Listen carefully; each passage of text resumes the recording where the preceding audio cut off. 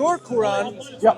Muhammad or God describes how conception works, Yeah. how a woman is to be pregnant, Yeah. and how Thank you. the reproduction system works. Yeah. Yes. Amazing, absolutely. But it is correctly. wrong. It's wrong. What is wrong? It's wrong. Go on, tell me what is You wrong. have a Quran?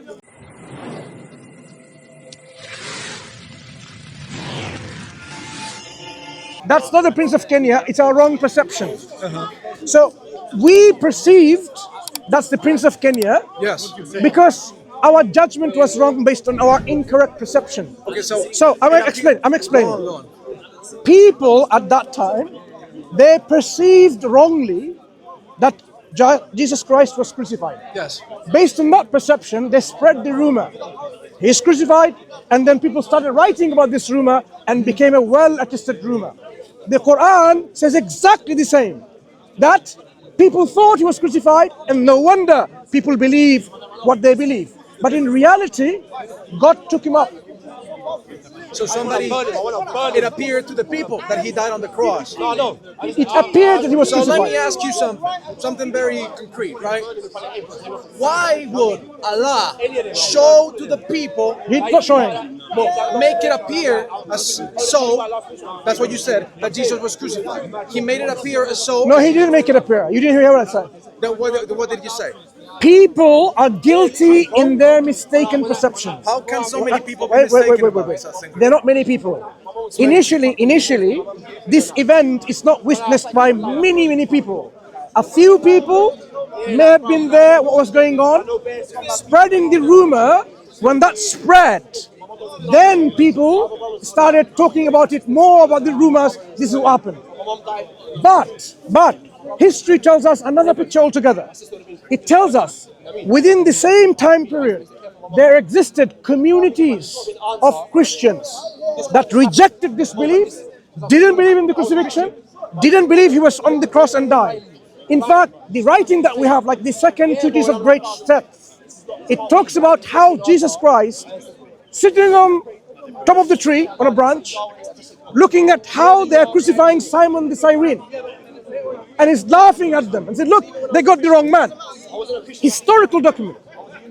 Irenaeus and Origen, early church fathers, writing their books against the heretics, right? Against heresy. They are saying there are people who don't believe Jesus died by physical death, by crucifixion. So make sure you are very careful about them. Why are they writing so early? Because that belief that he was not crucified was so widespread that it was becoming a problem of orthodoxy.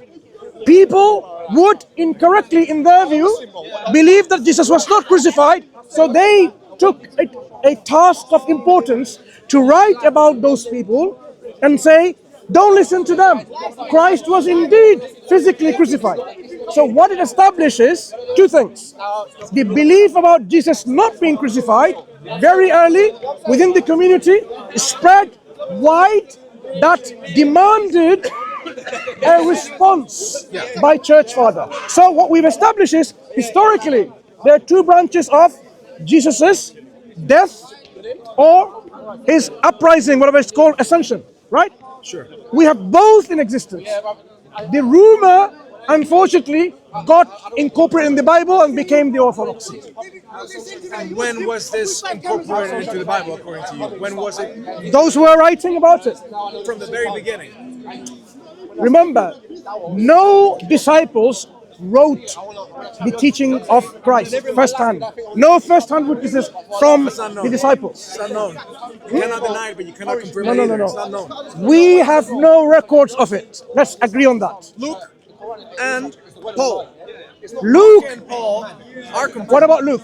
Luke was confirmed as the author, and Paul was confirmed as the author of the letters. Was Luke an eyewitness?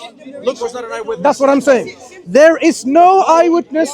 Paul and Luke, while Jesus was alive and the so-called crucifixion, none of them personally witnessed it. So there was no first-hand eyewitnesses of that historical detail. What we have, later writings by people, getting it from second-hand, third-hand, like Luke says. Many people are undertaking. It seemed good to me also to write an orderly account from my excellent Theophilus. But he didn't do it out of nowhere. Look, he look, look. collected information and That's, he wrote. that's what I'm saying. Precisely, you're agreeing with me. People, without the absence of first-hand testimony by direct witnesses, the rumors spread already. But that's where he collected. He Hang on. collected from first. He collected from the rumors. He did not have the mental agility, if I use the right word, the critical thinking mindset to distinguish between what is a rumor and what is historical truth. Why not? And He was a historian. no, I'll tell you why. was a historian. I'll tell He you. was I'll a tell you why. study. When we examine all of these gospels, we find these authors are not trustworthy at all. Why? They make up stories, forge prophecies, and they say things which are incorrect historically. Let me start with an example. The first gospel in your Bible is the Gospel of Matthew. Yeah. The first page talks about something that is historically false, and Matthew presents this as true. How can we? What was it? I will tell you what it exactly was. If we can establish that what Matthew presents is historically false, then you cannot in any way, shape or form rely on Matthew as a credible author giving us accurate historical information. Do you agree? If we can establish that? But that holds for everything. If something from a Bible or from an historical or religious book is not true, proven to not be true, then we cannot rely on extra information Thank being you. reliable. Agreed. Okay, agreed? The example We is agree, now we agree. agreed. The example. So when we look at Matthew, you have the Bible, if I may. Thank you. Very handy. So here is Matthew. Alhamdulillah. Matthew at the very beginning. Look, New Testament. First page has an historical error. I mean, you don't need to go that far. This is what Matthew said. Holy Bible, according to, I want to show to a friend here. NKJV, yeah? New King James. Yeah, of course. You can pick any Bible. Sure. So all the generations from Abraham to David are 14. From David until the captivity in Babylon are 14. And from then onwards is 14. 3 lots of 14 generations. He says some or all. What's he saying there? Is it some of the generations or all the generations? Yeah. So, all the generations, right? Sure. From Abraham to David, how many did he say? 14. Yes. False. When we examine from Abraham to David, from the historical record in the Old Testament, Yeah. it's more than 14. More than 14. So he cuts off certain people from the genealogy. Okay. It could be just he's lying about history in one way or he's mistaken about history in one way. Then if we look at the people who have taken out, Yeah. then it confirms our suspicion. Okay. Why he's not reliable So it's at all. not reliable. I'm gonna go, let me establish that Yeah. at least, right? 1 Chronicles chapter 3, verse 10, 14 onwards, right? He tells you the person is omitted is called Jehoiakim. Josiah beget Jeconiah, he says here, but he mixes the name Jehoiakim. And Jehoiakim, God cursed him in the Bible, that he will not have any descendants, him or others, to sit on the throne of David. And Matthew wants to make Jesus to be the son of David. So if Jehoiakim is rightly put back in there, then according to that genealogical line, Jesus cannot be the son of David. So he takes him away. So we cannot now say Matthew is simply mistaken. He took it out because it doesn't fit his theology. Sure.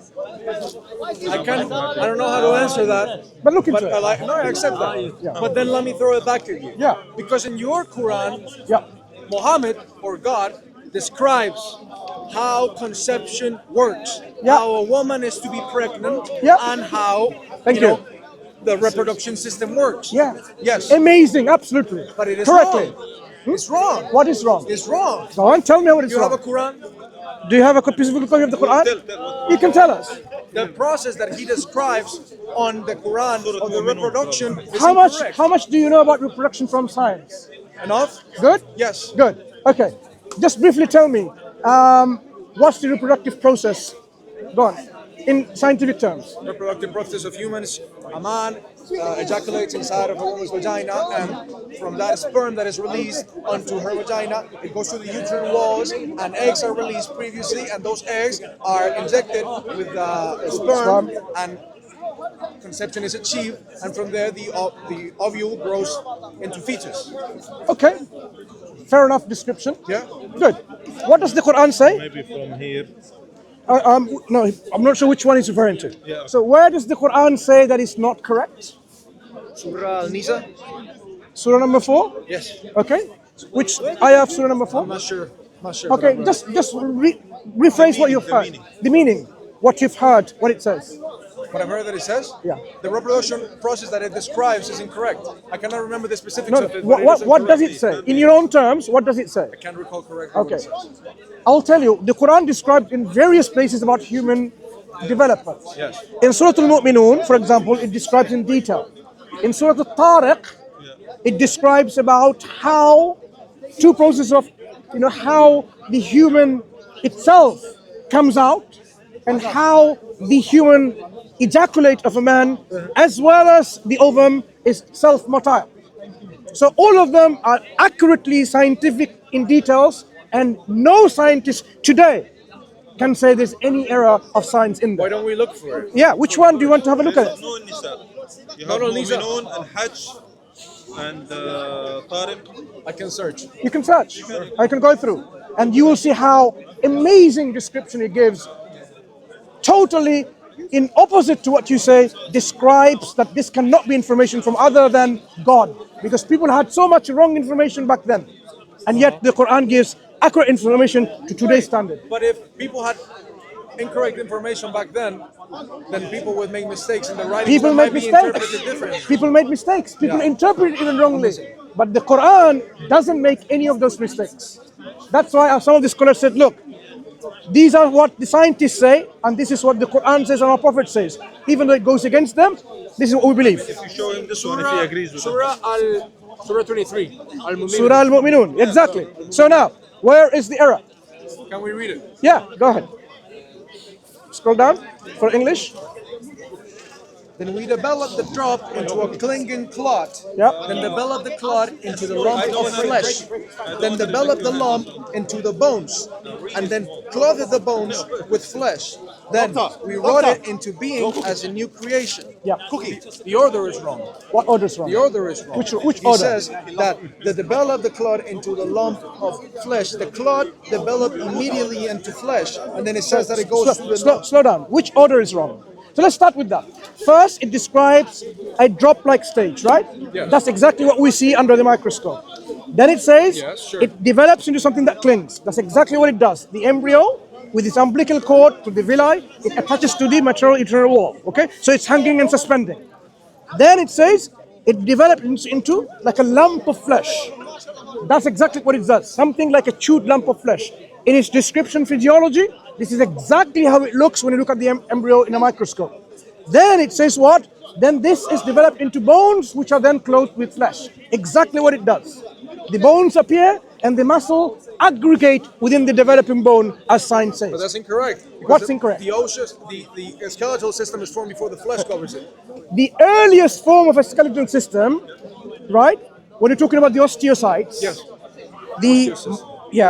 the myofibrils, the myocytes, the precursors of muscles and precursors of bones. Scientifically, we know today that you have the bones developing, then as the cells develop, and they aggregate together to form these bones, cartilaginous and then to hard bones. Muscles come together, they migrate from other, and they start attaching to those developing bones. So exactly as the But it science says that says. flesh is first. But It doesn't isn't. say flesh. It That's what says it says. the word First is flesh, and then which bones, and then flesh covers bones. which you didn't realize is it says like this. First, it is nutfa, a drop-like stage. Then it becomes alaqa. Then it becomes mudgha. Then idam. And then fakasawna li'idama lahma. So nutfa, alaqa, mudgha, idam, and kaswatul lahm. So flesh is at the end. What it does, it clothes it and covers it, like how you clothe yourself and cover What does yourself. it mean when it says that first it creates lump of flesh? What does that mean? That is mudgha, means like when you chew, if you had a chewing gum, yeah, and you chew and you bring it out, it will have like a lump of thing, a lump, and it will have a teeth mark. Sure. What you've chewed. That's what we see in that stage of embryo when it develops from a Like a little hanging. mass. That's what It's like it's structurally, it looks like this, where even the somites, which appears like a teeth mark, is visible. He can show some pictures maybe. That's exactly how we see. Sure. Exactly. And then the Quran says this is developed into bones, and the bones are covered into flesh. Here, the Quran doesn't actually say when the bones, when the muscles, oh there you go, thank you. When the muscles are created. Yeah. Even here. So this is a diagram, of course. That's a real picture, one of the real pictures, where if you go and zoom in, you will see all the somites. Spine. No, the somites, okay, call it a spine, fine. So this resembling when you start chewing something, the teeth marks. So this is what it's resembling. So that is a stage the Quran is describing, and elsewhere. Let's and question it a little bit. Huh? You're describing it more than the Quran describes it. No, the Quran says this mudgha is mukhallaqa and ghayr mukhallaqa. Partly formed, in English. partly formed and partly unformed in another place, right? When we look at the embryo at that very stage, the embryo is developing organs, half formed, not fully formed yet, exactly as the Quran describes. None of the organs are fully formed yet, part formed, part unformed. Yeah. So as it's developing, some of the organs are just developing, partly, and it's not fully developing, and it goes on developing. So this is what the Quran is But describing. it says flesh. No. This is the English translation of the word mudgha. And what mudgha means. Mudgha, as I said, it's a chewed lump. When Arabs describe, when they chew something, So the translation is wrong. translation is just inaccurate. translation is just a translation by the translator. Sure. So when you go to the Arabic dictionaries of what a mudgha is, it will tell you mudgha is a chewed lump. When you chew something, yeah, I mean I've shown him already. Yeah, this is Same picture. this is yeah.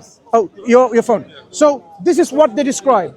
The word for flesh is called lahm, which describes later on, after the bones. I'm not sure. Because I mean, Well- it depends. If you say mudgha is a different word. than Mudgha flesh. is not lahm.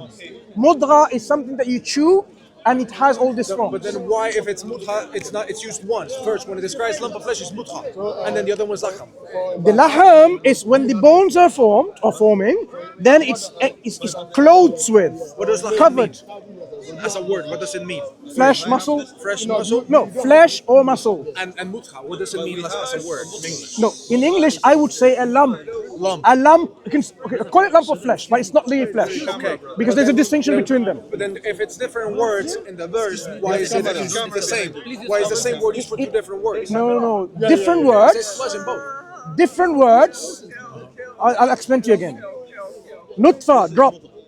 Alaqa, which is hanging, suspended, leech-like, right? Then mudgha, which is like a chewed lump. Then idam, which is bone. Then laham, which is flesh. So all the words within this sequence are different with different meanings. They're not the same. I understand that. Right. So chronologically, when it comes to science, that's exactly how we see today. You can go and look at the Carnegie, I think it was Carnegie stage of development. Human development, stage 1, stage 2, 1A, and so on, and it will tell you all of the stages, and look at the descriptions, morphological descriptions, picture of how it looks like. And that's how the Quran is describing. But when the Quran is describing, it's also having an additional layer of function being described. When it says alaqa is like, Arab calls alaqa leech. Like the umbilical cord? No, a leech. You know what leech is? Yes. An insect in the water that sucks blood. Parasite, yeah. Yeah, parasite. Yeah. So this is how I've got it here. Right. Where is it? Here, this one. Yeah. So this is the human embryo diagram. Sorry, that's the human embryo as a diagram. That's the diagram of a leech. Okay. You know what a leech looks like. You don't need a diagram. But the human embryo, this is the umbilical cord, all of it like that, and that's the embryo itself. in different forms. Now, with the virtue of internet, you will see real electromicrograph pictures available anyway. You can see it. So, how is the Quran able to describe so accurately something that is not visible in the naked eye? Because these are not visible in the naked eye, and that's the reality of things. What takes away that they have studied? None of the Greek, Roman, ancient Egyptian, the Indians, or even the Christian and Jewish community, none of them were able to describe anything like The that. Arabs were excellent No, scholars. the Arabs only became a scholar or scholarship after Islam, because the Quran said so. Go and study the world. Go and study how created the world. Go and travel in the earth. Only after them they became scholars. Before that, the Arabs were burying on their own daughters. Dates they eat, they started worshipping them. That's the science and technology that we had about them. So none of that. At that time, the Greek schools of thoughts in medicine, so contradictory from Aristotle, Galen, Hippocrates, and so on, saying the menstrual blood is needed or not needed, or is developed as a fully formed human being. Actually, picture is there. Embryology, I think it's there, pre-formation theory. Because the foundation is Let's see if I... so. If someone says If it's not there, they need to actually include it in the next version. It's not there. They thought until the 17th century, 400-500 years ago, they thought in the sperm there was a fully formed human being just like that, and then it go bigger and bigger and bigger. The Quran says no. God created you in the womb of your mothers in successive created stages. I'll look more into it, but then You can have this one. Is that okay? Can I give it? But again, I mean, I wonder if it's in English. It's not in English. It's in English? No, it's not in English. Oh, it's not in English. What's your mother tongue, by the way? What language is this? What language is this? I can investigate This is myself. I don't need to Portuguese. look Watching this Portuguese. Russian. That's it. No, it's not. This book is available on the internet. Yeah, of But course. anyway, what we're saying is, investigate the claims that you hear with a critical mindset, and then you will see. But then we can go back to what you were saying about Matthew, right? That was one of the ways we could go about it. But when you say there were 14 generations, that the claim that 14 generations was wrong, what takes it up to you to decide that the concept that they had to define a generation is the same that we use? No. When you say 14 back then, what tells you that it's the same concept of generations that we might have now? Two things. Whether generations means generation or not, 14 means 14 or not. All of them, Matthew's numerology, 14 actually means 14. Because he specifically wants 14, 14, 14 to make 42, because somehow, apparently, he spells out the name of David with that total number. So he has a symbolic numerology in mind. That's why he makes it 14. Even though the total genealogical list is greater than 14 in all of them. I didn't bring this up. I didn't discover this. It was the Jewish people when they were having discussion with the Christians, and they said, look, our book tells you about the genealogies, and this is where you took him out, took her out, and so on and so forth, just to make something like nicer, 14, something like a nice number and so on, but that is butchering our book. And Matthew does that because of symbolic numerology or Does he something. say that in all the versions or only in the New King James Version? You can check that in all, no. What you about can, Codex Vaticanus or Codex Sinaiticus? yeah, check that in there. Yeah. Check that in there.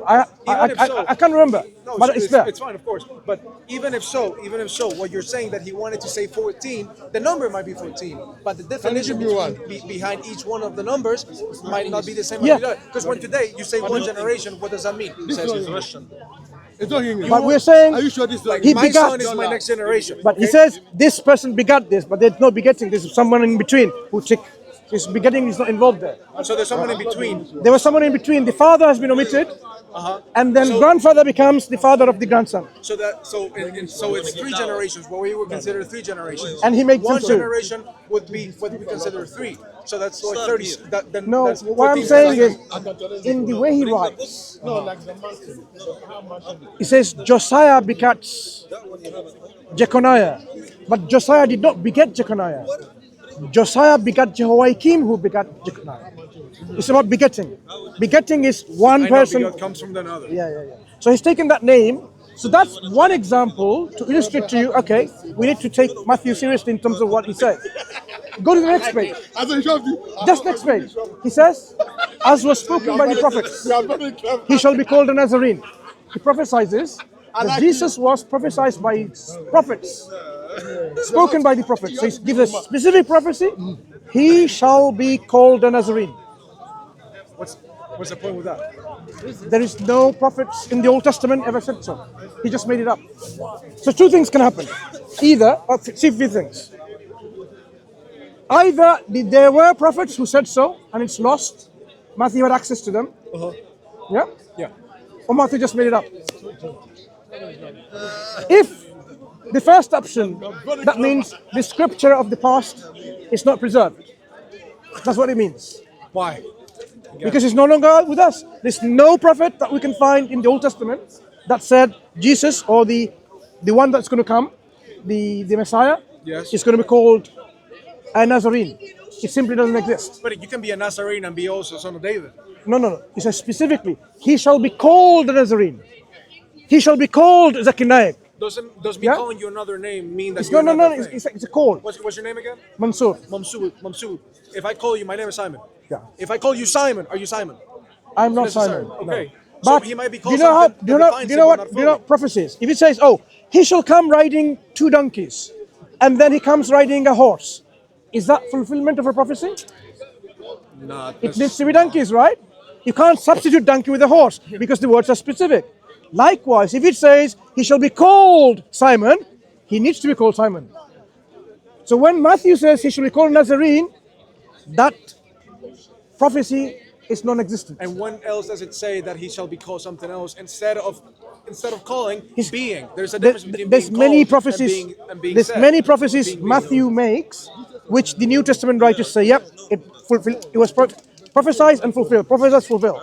But this one I'm saying is a prophecy that can never be fulfilled because he was not called by any prophecy in the past that he was called a Nazarene. But maybe there's no prophecies for that exact reason, but doesn't mean that he didn't fulfill the prophecies. No. It's not about other prophecies he didn't fulfill. Of course he can fulfill. All prophets that will come in the future, it is logical that the prophet at hand will say, "Watch out for that prophet. This is the signs and prophecies to recognize him." It's logical. So Jesus would have been prophesied. It's logical. And it's logical that he would fulfill some of the prophecies. I don't have a problem with that. But when we find people authoring and saying he was prophesied of this and that, and prophecy doesn't exist, that undermines the credibility of the author who writes about Jesus Christ. But that's in the belief that just because there's no prophecy that calls him a Nazarene, that False prophecy. Or invented prophecy, made up. well, you say there is or there isn't a prophecy that There is no prophecy. Okay. But Matthew makes one. Okay. So you have to say either he made one up, so you can't rely on him because he just makes things as go along on the fly. because of what happened. No, because of what he's doing. Or in the past there indeed was a prophecy, but it's lost. No one knows about it anymore. Two options which are logical. I'm open to both options. First option means in the Old Testament there are books and teachings that are not preserved because it's no longer there. Second option is he made it up. Yeah, that's what I'm saying. If you go on other examples Matthew gives, it increases the credibility that he's uncredible because he keeps on doing it again and again and again. Like last example, because I have to go and pray, right? He says about the time of so-called crucifixion, graves of saints were opening up, and then the people with their, skeleton, they raised and they walked to multiple of people. I don't know what they were wearing there in their original clothes of when they were buried, or it was all disintegrated, just the skeleton, or is it the flesh, or is it how? We have no way of knowing that because Matthew doesn't say. He says the dead saints came up and they walked towards the city and was witnessed by multiple people. If that was the case, we expect, logically, many people to talk about generation after generation. You know what? My grandfather came back from the dead. We were so happy, and then they'll pass it on to the next generation. There will be whole historical memory about that incident. But guess what? No one talks about this. Not even John, Mark, Luke, Josephus. No one. No historian, whether they're pagan, Greek, Jew, even Christian writers.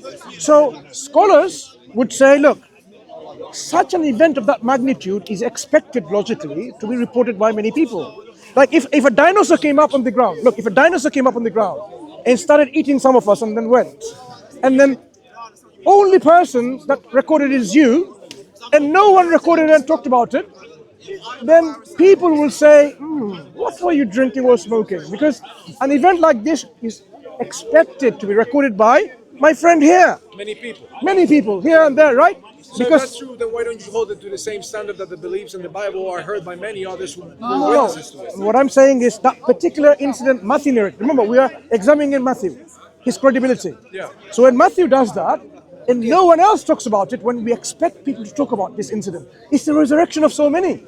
To prove that God or Jesus resurrected himself, this is a clear example to demonstrate, right?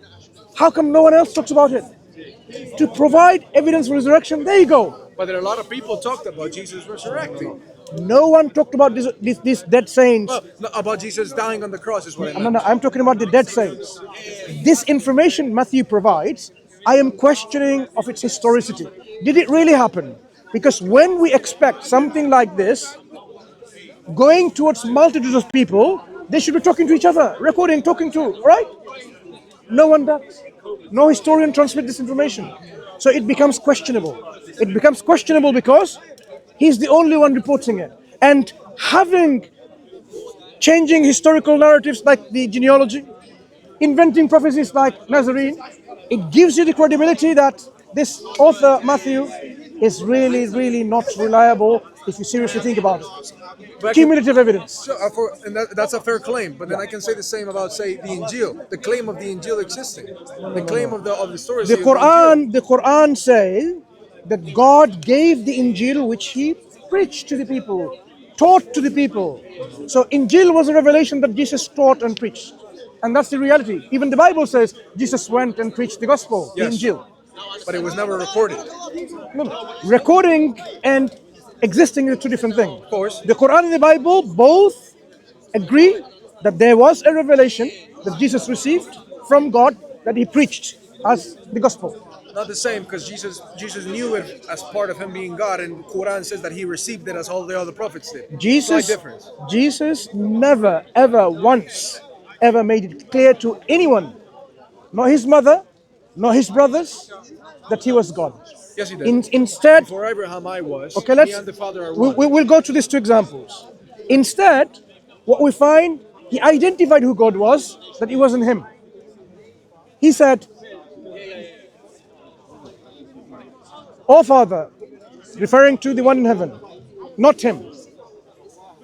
They should know that you are the only true God, and this is the eternal life. I'm paraphrasing. Yes. Knowing that you are the only true God, and you have sent me, I am the one sent, that is how you can get eternal life. He's actually giving the shahada, right? There's no God but God, and Jesus is the messenger being sent. There's no God by God, yes, but God is part. Jesus is part of God. You going? That's, Yeah. it's- No, he says, you are the only true God, and Jesus Christ whom you have sent. So he identifies the Father as the only true God. Only true God, not just God, the only one. So when I say you are the only mathematician in Speaker's Corner, can he be the mathematician? He can't, because I've excluded by saying only you. But when he says only you, he doesn't exclude that the hypostatic union might include himself. No, he doesn't says exclude it. you the only true God. So when he says this is how you should pray, "O our Father, the Son and the Holy Spirit in heaven, hallowed be all of your name. All of your name be glorified. All of your will be done." No, he doesn't do that. I just made it up. He says something like this instead. "O our Father in heaven, hallowed be your name. Your will be done in the heaven and the earth." So the only person or only being that you should worship and pray to is the one in heaven who he identifies as the Father. And that's the Father that Jewish people understood as God of Israel, God of David, Jacob, and Solomon, God of the world.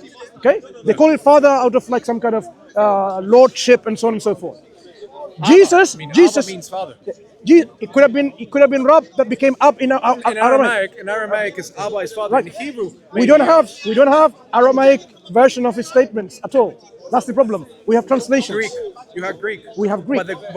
But Abba is not.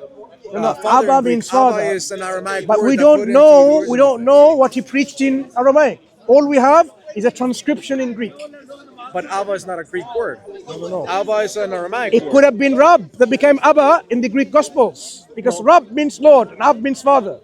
Rab and Ab can be easily interpolated. The pater and mater in Greek, but that's not what it No, says. no. It says I'm saying Abba. I'm giving you the possibility during translation and transcription that Rab could have been become Ab, because it's a different language altogether.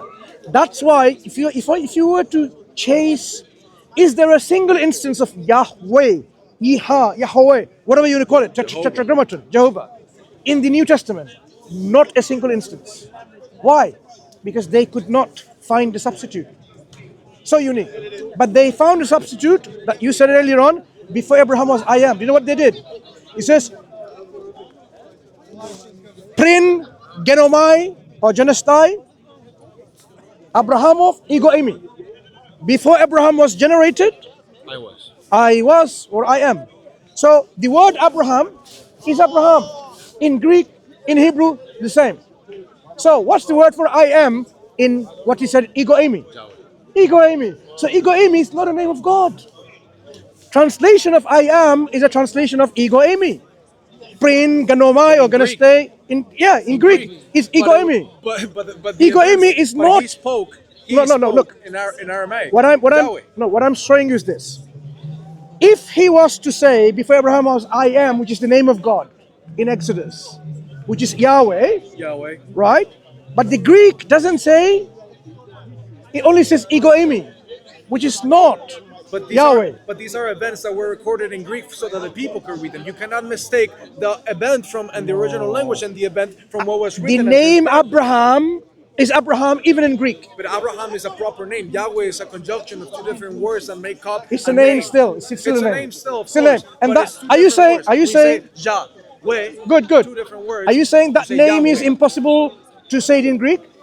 A name is impossible to say in Greek. Yahweh, you can't say Yahweh in Greek? There must be a word for it. Yeah, Evil- but they have not mentioned it at all, even once.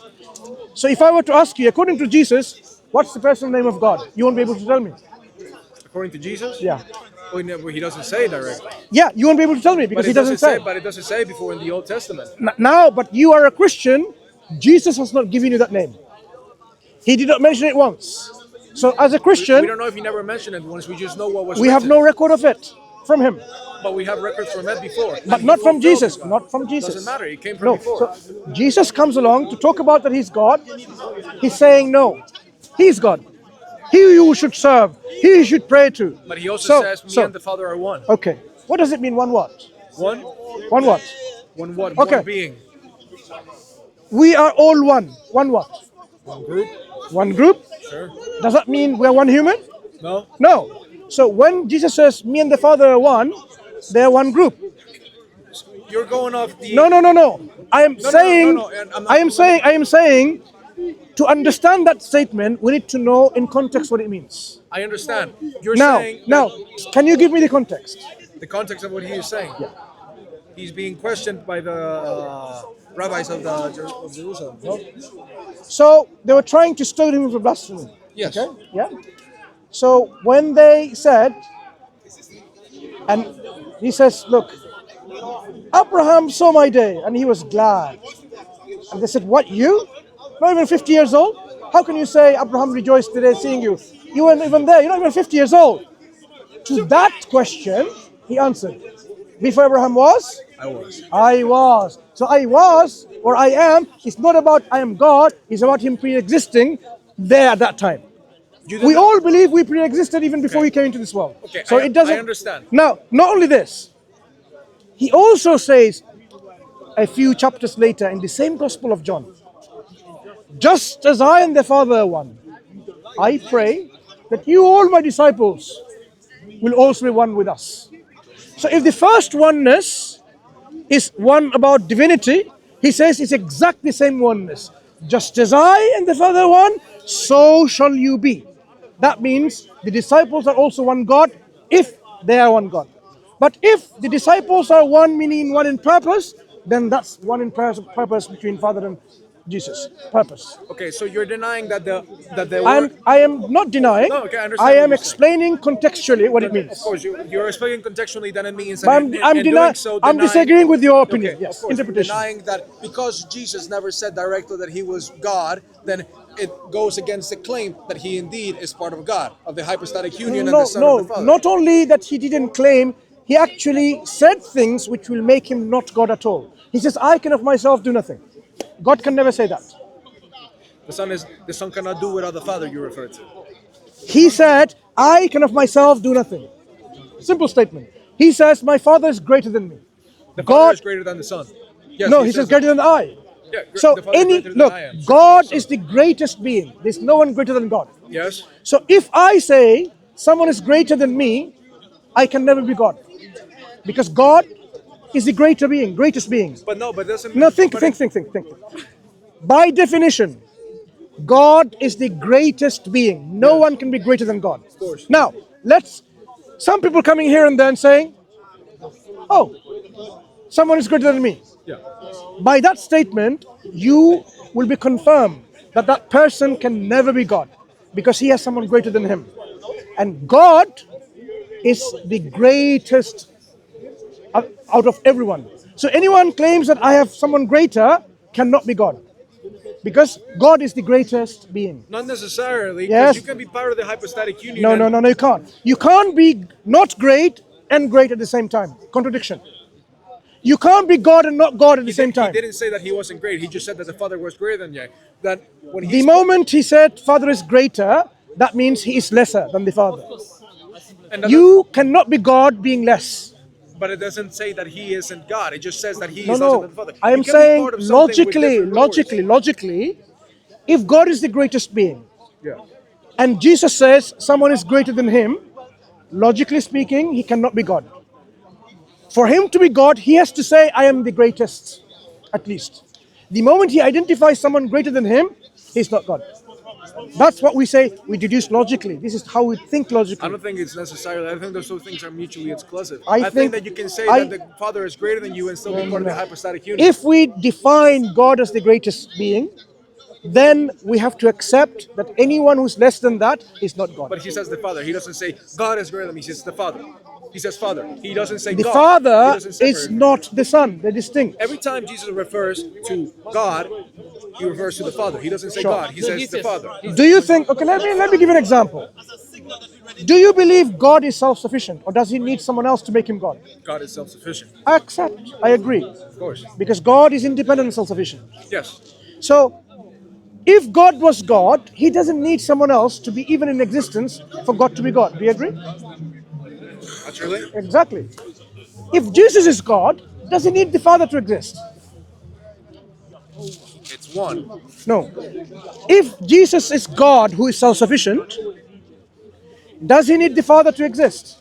If you want to place it like that, it's incompatible because we consider No, it's not that placing. he is one. You could say, how can your being exist without you? If Simon, can Simon exist without You have to Simon? go. That Okay, doesn't make we any have to go. sense. We have to go. We have to go. I understand. I have to go.